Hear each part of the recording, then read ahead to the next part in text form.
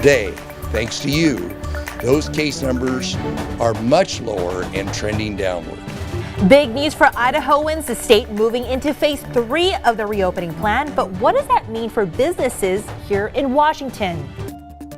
Plus, COVID-19 vaccines are getting into the arms of both qualifying Washington and Idaho residents. We'll explain how the process is going and what's being rolled out to help seniors book appointments.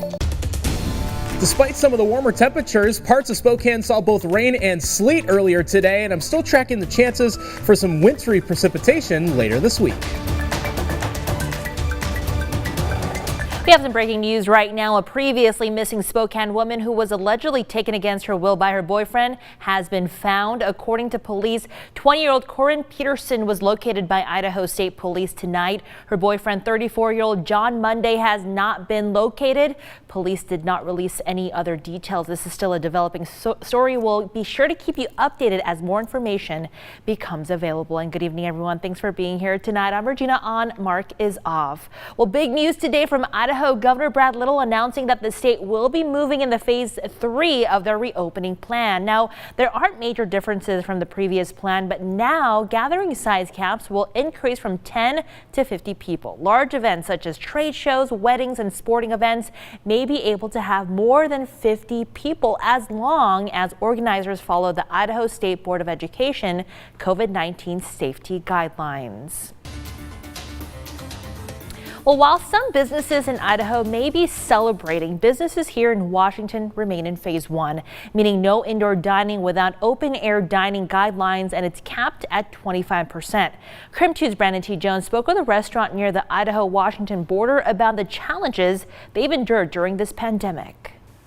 Idaho moving into phase 3 signals another step in the state's coronavirus plan. Governor Brad Little said this isn't a sign to ease up the collective effort against the virus, but there is one glaring difference in this new phase.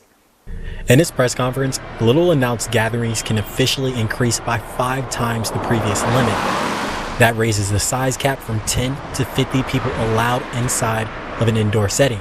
Virus activity and its impacts have been trending downward in Idaho throughout the months of December and January. While Idaho continues to move forward, restaurants in eastern Washington are patiently waiting for a chance to expand their services. It's just sad to me that we can't function like we used to. Liberty Lake is less than 10 minutes away from the state border. They currently remain in phase 1, meaning tight restrictions on how indoor dining operates. Restaurants like HJ's have adapted with outdoor seating. And then with Idaho being right next door to us, they've opened.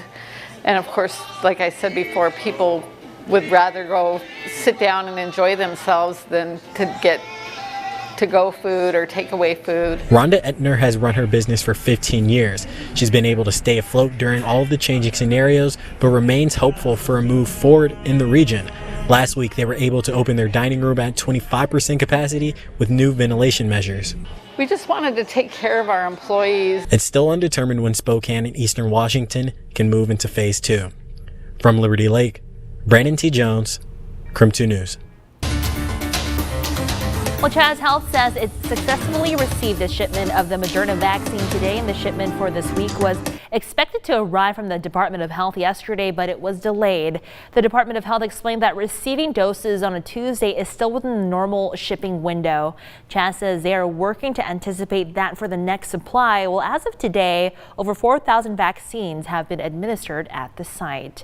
In the meantime, the Spokane VA hospital is beginning to vaccinate veterans against COVID-19. The medical center will call their veterans as they become eligible for the vaccine. Those who are currently veterans at least 75 years old, live in long-term care facilities at the VA, or are at high risk of COVID-19 based on CDC risk and VA criteria. It's created a hotline as well, which is a recorded message with updates on eligibility and what groups of veterans is being scheduled for that week. Well, help is on the way for some of the older residents who are having trouble signing up for vaccines. The problem, many don't have the technological skills to get that appointment. Crisis Connections, which runs the state's COVID-19 information hotline, says it's hiring and training hundreds of people to take calls and help.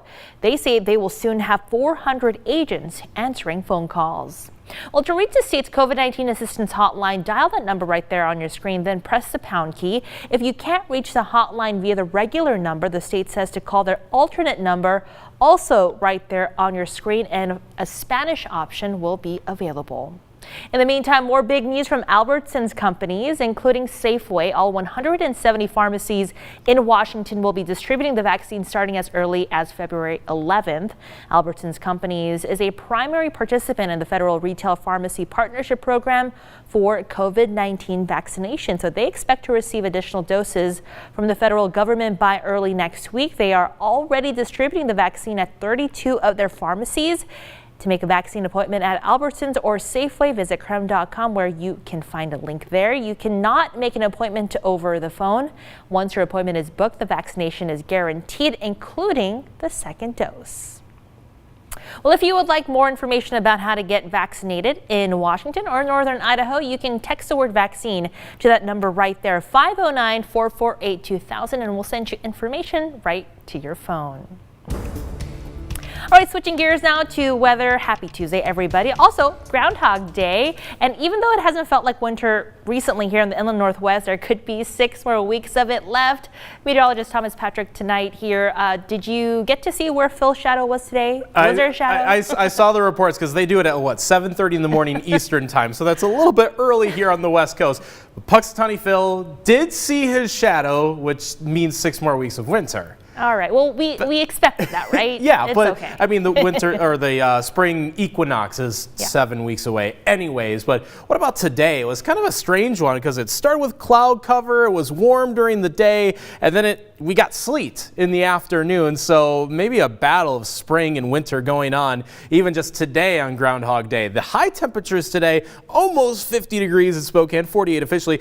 Didn't stay that warm though, unlike yesterday when it was still in the 50s as of the from what our thermometer said here in our outdoor weather center yesterday at this point. But today, not so much, closer to the freezing mark. So we're 18 degrees colder right now than we were 24 hours ago. There's a bit of a weather system that's actually moving into Oregon. It's going to move through central Oregon, but as that low pressure hits the coast, it's going to peter out. So there won't be too much precipitation. I did notice on Snoqualmie Pass that the rain changed back over to snow. If there was a car coming in either direction, you would actually be able to see some of the grooves on the road. I noticed that right before our broadcast, but a little bit, dark as you might expect. For tomorrow, it's going to be mostly cloudy, highs in the low 40s. Honestly, not a bad day. A few sun breaks during the afternoon. No precipitation for Wednesday, but I am tracking some snow for this upcoming Thursday. So I'll show you who has the best chance and how much snow we're going to see across the inland Northwest.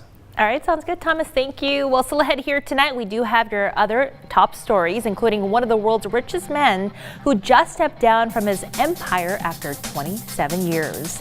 And then later tonight, one point of confusion surrounding the COVID-19 vaccine rollout is if you can cross state lines to either Washington or Idaho to get your shots. So we'll have some clarification coming up.